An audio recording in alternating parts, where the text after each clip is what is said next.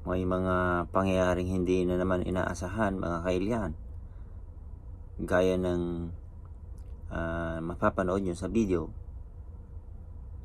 Pag may ganitong pangyayari ay huwag naanin sa init ng ulo, sapagkat hindi malulutas ang inyong problema kapag parehas na mainit ang ulo.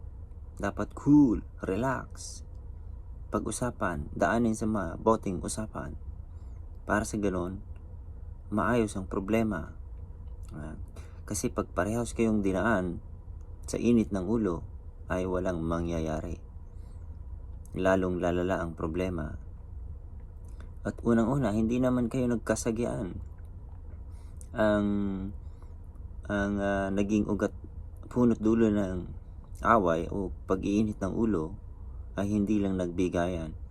Kaya pagka ganito ay mag-usap na lang kayo.